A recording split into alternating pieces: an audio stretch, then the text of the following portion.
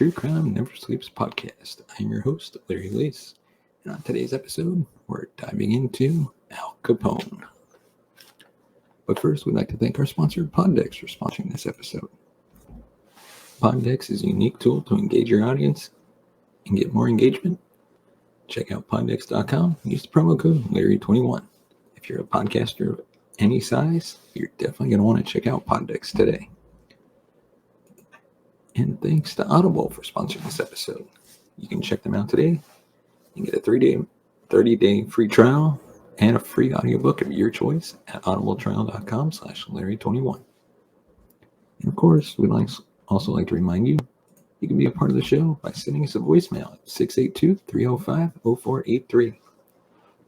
Let us know your thoughts on the topics we covered or anything else you'd like to discuss about the cases we covered. Or if you have a topic for a future episode, let us know. And as always, you can remain anonymous if you'd like, but you can also find us on Twitter at True Crime NS and on Facebook at True Crime Never Sleeps Podcast. And of course, you can always leave a comment in the comment section below. We try to respond to every comment. And of course, before we move on, please hit that like button and subscribe to the channel. And as always, thank you so much for watching and listening. And now we can dive into today's topic. Al Capone.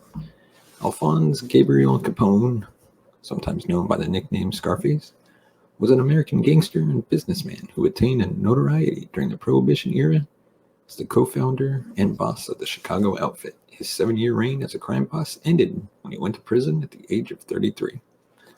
Capone was born in New York City in 1899 to Italian immigrants. He joined the 5 Points Gang as a teenager and became a bouncer in organized crime premises such as brothels. In his early 20s, he moved to Chicago and became a bodyguard and trusted ally of Johnny Torrio, head of a criminal syndicate that illegally supplied alcohol, the forerunner of the outfit, and was politically protected through the Union Siciliana. A conflict with the Northside Gang was instrumental in Capone's rise and fall. Torrio went into retirement after the Northside gunmen almost killed him, handing control to Capone. Capone expanded the bootlegging business through increasingly violent means, but his mutually profitable relationships with Mayor William Hale Thompson and the city's police meant he seemed safe from law enforcement. Capone apparently reveled in attention, such as the cheers from spectators when he appeared at ball games. He made donations to various charities and was viewed by many as a modern-day neighborhood.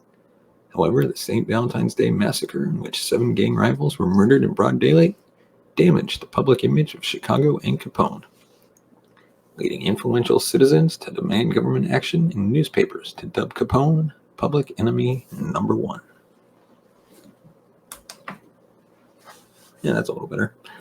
The federal authorities became intent on jailing Capone and charged him with 22 counts of tax evasion. He was convicted of 5 counts in 1931. During a highly publicized case, the judge admitted I lost my notes. The judge admitted as evidence Capone's omission of his income and unpaid taxes.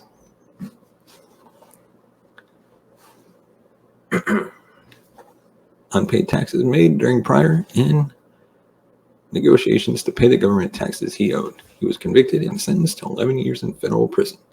After conviction, he replaced his defense teams with experts in tax law, and his grounds for appeal were strengthened by a Supreme Court ruling, but his appeal ultimately failed.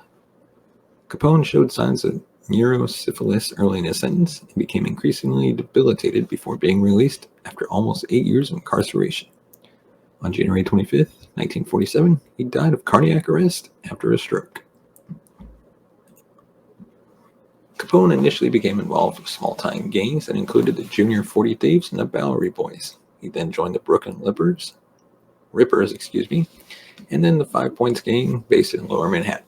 During this time, he was employed and mentored by fellow racketeer Frankie Yale, a bartender at a Coney Island dance hall and saloon called the Harvard Inn. Capone inadvertently insulted a woman while working the door, and he was slashed with a knife 3 times on the left side of his face by her brother Frank Lucio. The wounds led to the nickname Scarface, which Capone loathed. The date when this occurred has been reported with inconsistencies.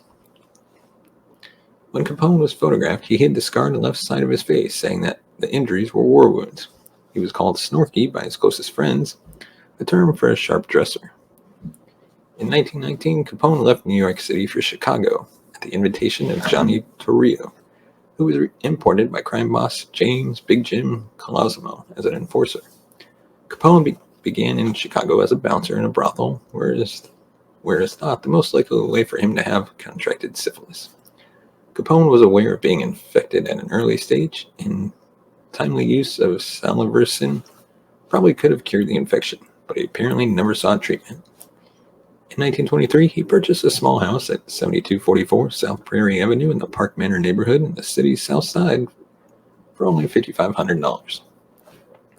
According to the Chicago Daily Tribune, hijacker Joe Howard was killed on May 7, 1923, after he tried to interfere with the Capone Torrio bootleg beer business. In the early years of the decade, his name began appearing in newspapers, sport pages, where he was described as a boxing promoter. Torrio took over the criminal empire after the latter's murder on May 11, 1920, in which Capone was suspected of being involved. Torrio headed an essentially Italian organized crime group that was the biggest in the city, with Capone as his right-hand man. He was weary of being drawn into gang wars and tried to negotiate agreements over territory between rival crime groups. The smaller North Side gang, led by Dean O'Banion, came under pressure from the, apologies if I'm getting these names wrong, Guinea brothers who were allied with Torrio.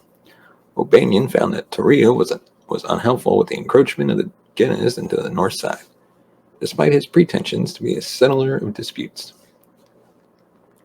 In a fateful step, Torrio arranged the murder of O'Banion at his flower shop on November 10, 1924. This placed Jaime Weiss at the head of the gang, backed by Vincent Drucy and Bugs Moran. Weiss had been a close friend of O'Banion, and the Northsiders made it a priority to get revenge on his killers. During Prohibition in the U.S., Capone was involved with bootleggers in Canada who helped him smuggle liquor into the U.S. When Capone was asked if he knew Rocco Perry, billed as Canada's king of the bootleggers, he replied, "Why? I don't even know which street Canada is on." Other sources, however, claim that Capone had certainly visited Canada, where he maintained some hideaways. But the Royal Canadian Mounted Police states that there is no evidence that he ever set foot on Canadian soil. In January 1925, Capone was ambushed, leaving him shaken but unhurt. 12 days later, Torrio was returning from a shopping trip when he was shot several times. After recovering, he effectively resigned and handed control to Capone, who, at the age of 26, became the new boss of an organization that took in illegal breweries and a transportation network that reached to Canada. With political and law enforcement protection, in turn, he was able to use more violence to increase revenue. An establishment that refused to purchase liquor from him often got blown up, and as many as 100 people were killed in such bombings during the 1920s. Rivals saw Capone as responsible for the proliferation of brothels in the city. Capone often enlisted the help of local members of the black community into his operations. Jazz musicians Milt Hilton and Lionel Hampton had uncles who worked for Capone on the south side of Chicago. A fan of jazz as well, Capone once asked clarinetist Johnny Dodds to play a number that Dodds did not know. Capone split a $100 bill in half and told Dodds that he would get the other half when he learned it. Capone also sent 2 bodyguards to accompany jazz pianist Earl Hines on a road trip. Capone indulged in custom suits, cigars, gourmet food and drink, and female companionship. He was particularly known for his flamboyant and costly jewelry. His favorite responses to questions about his activities were, quote, "I'm just a businessman giving the people what they want. All I do is satisfy a public demand." Capone had become a national celebrity and talking point.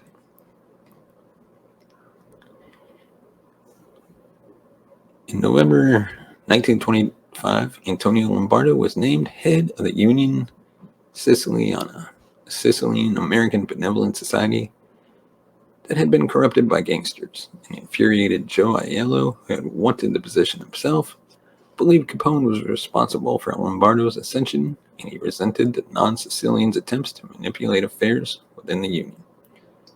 He severed all personal and business ties with Lombardo and entered into a feud with him and Capone. He allied himself with several other Capone enemies, including Jack Zuda, who ran vice and gambling houses together. He plotted to eliminate both Lombardo and Capone, and starting in the spring of 1927, made multiple attempts to assassinate Capone. On one occasion, he offered money to the chef of Joseph Diamond Joe Esposito's Bella Napoli Cafe, Capone's favorite restaurant, to put acid in Capone and Lombardo's soup. Reports indicated he offered between $10,000 and $35,000. Instead, the chef exposed the plot to Capone, who responded by dispatching men to destroy one of Aiello's stores on West Division Street with machine gun fire. More than 200 bullets were fired into the brothers' bakery on May 28, 1927, wounding Joe's brother Antonio. During the summer and autumn of 1927, a number of hitmen Aiello hired to kill Capone were themselves slain.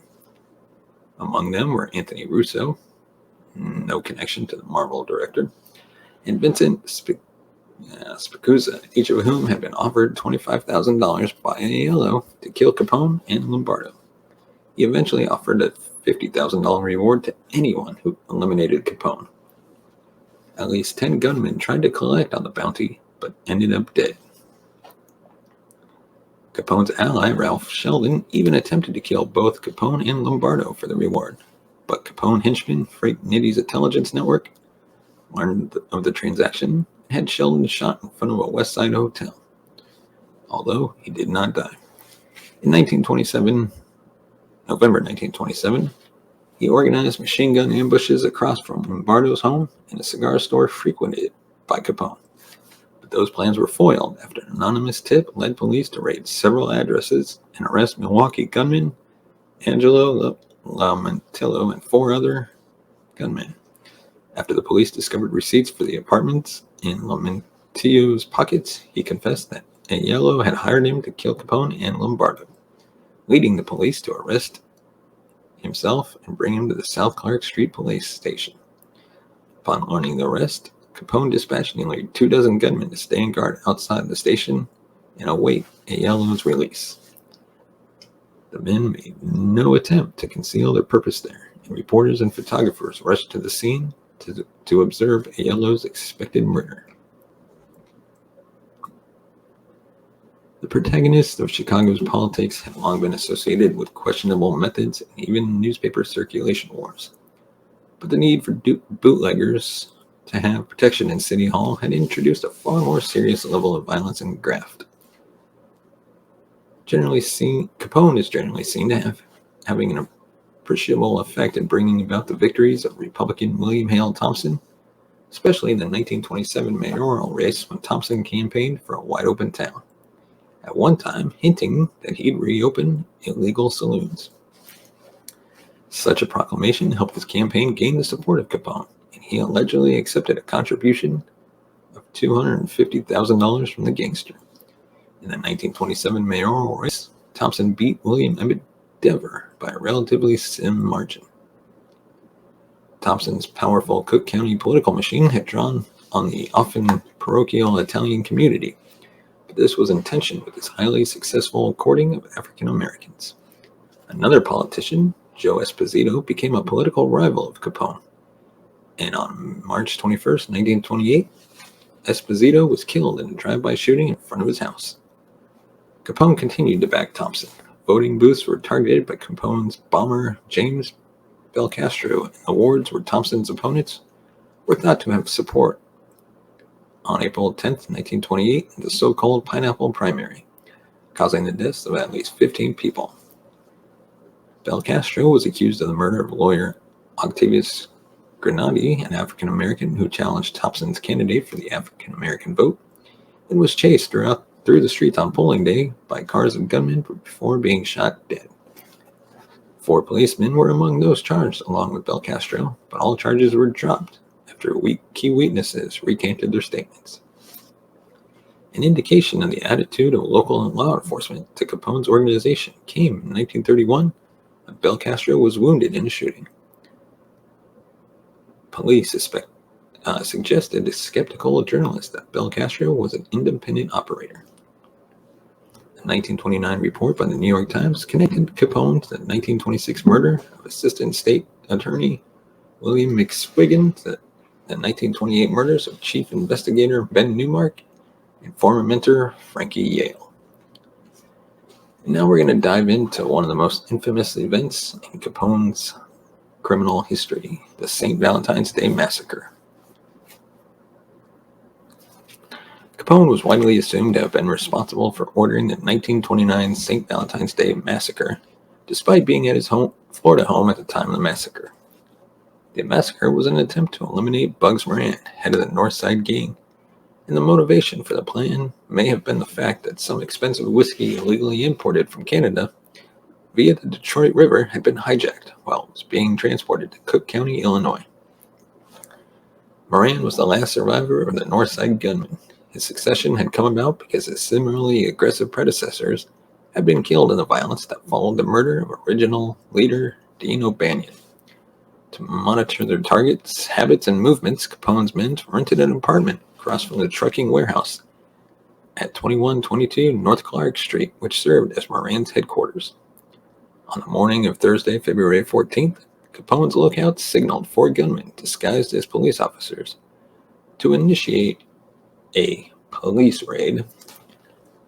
The fake police lined the 7 victims along a wall and signaled for accomplices armed with machine guns and shotguns. Moran was not among the victims. Photos of the slain victims shocked the public and damaged Capone's image. Within days, Capone received a summons to testify before a Chicago grand jury on charges of federal prohibition violations, but he claimed to be too unwell to attend. In an effort to clean up his image, Capone donated to charities and sponsored a soup kitchen in Chicago during the Depression.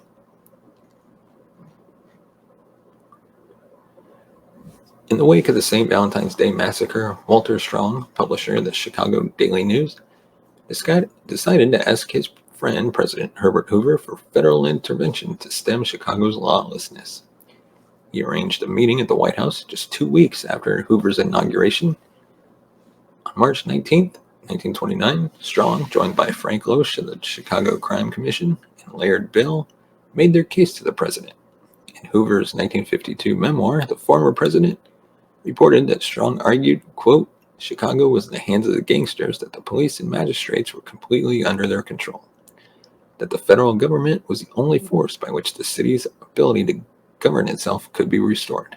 At once, I directed that all the federal agencies concentrate upon Mr.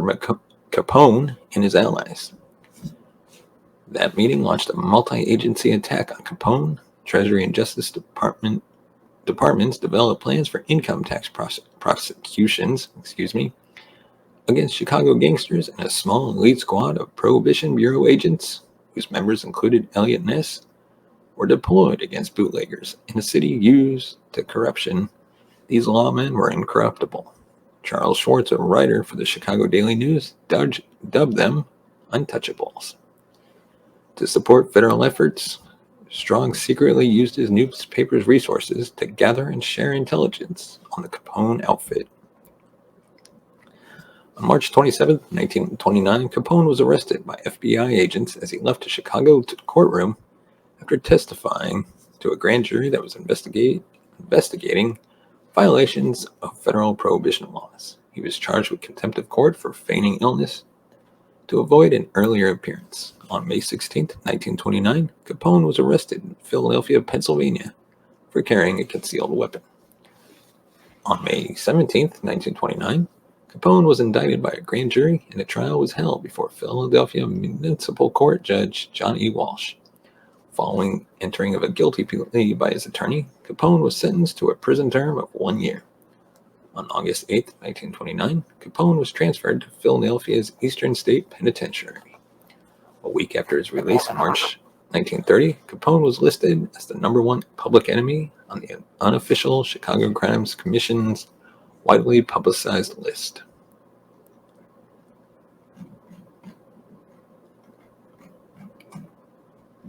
Assistant Attorney General Mabel Walker Willy Brandt, is said to have originated the tactic of charging obviously wealthy crime figures with federal tax evasion on the basis of their luxurious lifestyles. In 1927, the Supreme Court ruled in United States v. Sullivan that the approach was legally sound. Illegally earned income was subject to income tax. The key to Capone's conviction on tax charges was not his spending, but proving his income, and the most valuable evidence in that regard originated in his offer to pay tax. Ralph, his brother and a gangster in his own right, was tried for tax evasion in 1930. Ralph spent the next 18 months in prison after being convicted in a two-week trial over which Wilkerson presided.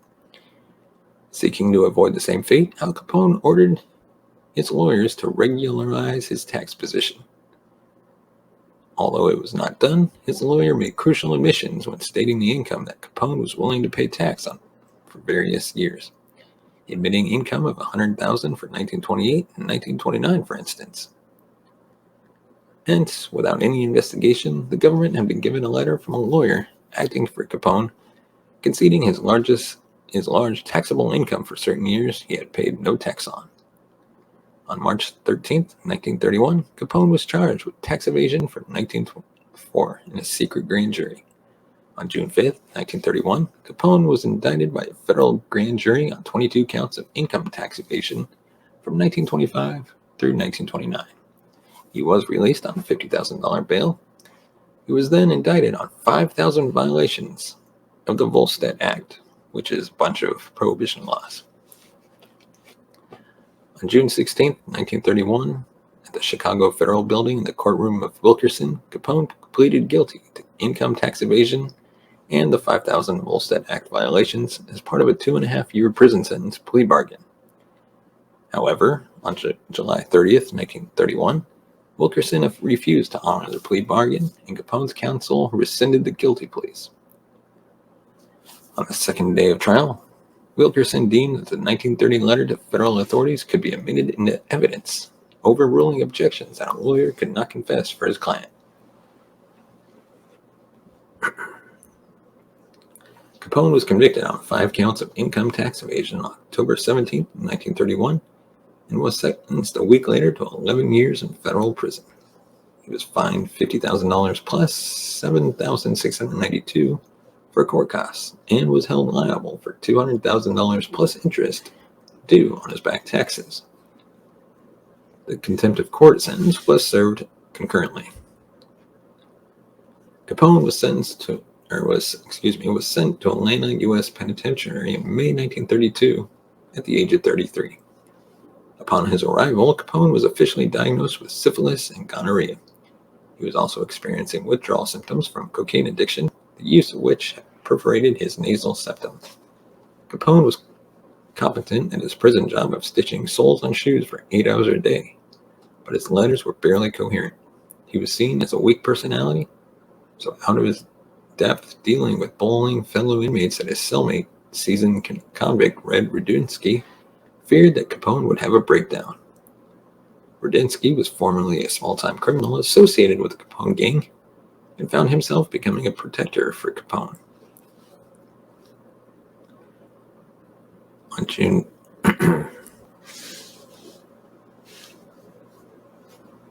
Capone was then recently moved to Alcatraz Federal Penitentiary in August 1934, and in 1936 Capone was stabbed and wounded by fellow Alcatraz inmate James C. Lucas. Due to his good behavior, Capone was permitted to play banjo in the Alcatraz prison band, which gave regular Sunday concerts for other inmates. At Alcatraz, Capone's decline became increasingly evident as neurosyphilis progressively eroded his mental faculties. His formal diagnosis of syphilis of the brain was made in February 1938. He spent the last year of his Alcatraz sentence in the hospital section confused and disoriented.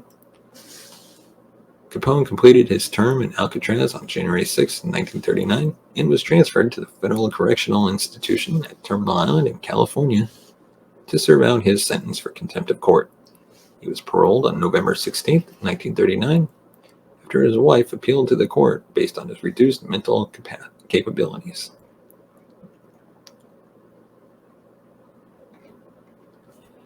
And that is all we have for this episode of the True Crime Never Sleeps podcast and our story of Al Capone. Let us know in the comments section below. Is there something we missed? Something we should have included?